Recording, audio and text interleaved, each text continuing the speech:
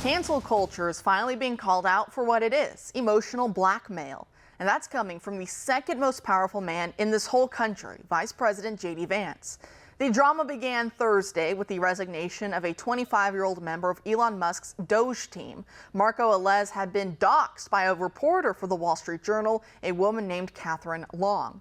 It didn't take long for friend of the show Mike Benz and others to figure out that Long had previously worked for USAID, the State Department, and the DOD's political military branch.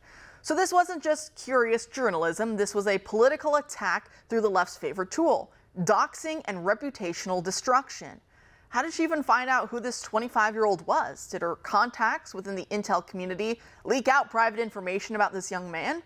Who knows, but the departure of Velez over past comments he made online immediately stirred outrage among the online right. Arguments were essentially this: do not grant the left any moral high ground. The left infamously uses standards against the right that they do not use for their own side. By listening to their doxing, all it does is erode the right's trust of each other. Because working for DOGE means the left will come at you hard. And if the right isn't there to back you up, who will? And in this world, being labeled as an online racist could render you unhireable in key positions forever. The left never does this to their own, even when they actually deserve it. Now, I'm not saying to defend everyone on the right, even if they're a poison pill. Instead, what I'm saying is that if you have a highly talented person who made jokes online anonymously, it's really not that big of a deal. Allow them the respect of being able to apologize for past mistakes and move on.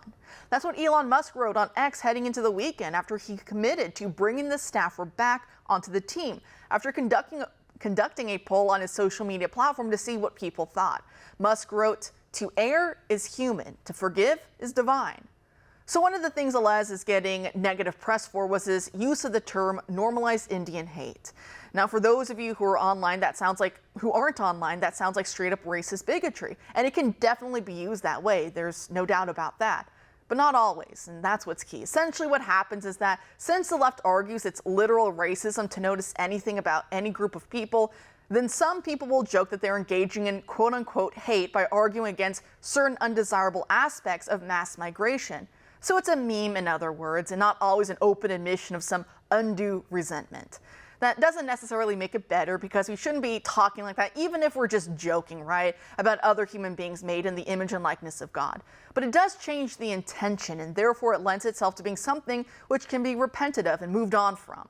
So in that vein, I think Vance has the best response to this when confronted over this exact phrase by Democrat Congressman Ro Khanna. Khanna asked Vance on X, quote, "Are you going to tell him to apologize for saying normalize Indian hate before this rehire? Just asking for the sake of both of our kids," end quote. Vance responded, quote, "For the sake of both of our kids? Grow up. Racist trolls on the internet, while offensive, don't threaten my kids. You know what does? A culture that denies grace to people who make mistakes. A culture that encourages congressmen to act like whiny children. I cannot overstate how much I loathe this emotional blackmail pretending to be concerned.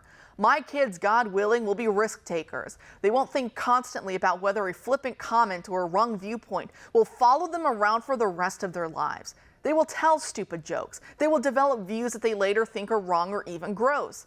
I made mistakes as a kid, and thank God I grew up in a culture that encouraged me to grow and learn and feel remorse when I screwed up and offer grace when others did.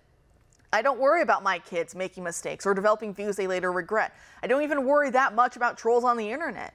You know what I do worry about, Ro? That they'll grow up to be a U.S. congressman who engages in emotional blackmail over a kid's social media posts. You disgust me," end quote. It's hard to put into words just how incredible this tone shift is from the Republican Party under Trump and Vance. They're telling the left that their favorite tool of subversion to sow discord among the political right is no longer effective. We will not take cues on supposed racism from the party that openly despises white Americans, and that's no joke, and uses them as a byword for all things evil. Just listen to this recent rant from Democrat Congresswoman Ayanna Pressley and about how Iowa, she says, is just too white. Do you know what percentage of Iowans are white and what percentage are black?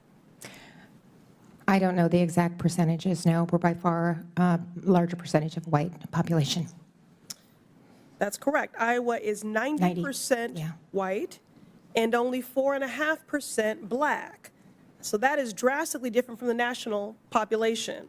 So when Republicans suggest Iowa should be a national model, they're advocating for a government that doesn't reflect our country. So just the fact of white people existing, I guess, is just evil. We can't look to them for anything. Well, I'm 99.9% sure that DOGE staffer we were just talking about would never advocate for the ethnic cleansing of Indians from India or even from where they've settled here in America. Here, though, is a sitting U.S. Congresswoman bemoaning the fact that white Iowans dare live in the place that their ancestors settled centuries ago, while she simultaneously pushes for policies that will destroy them as any distinct entity. So I think that speaks for itself.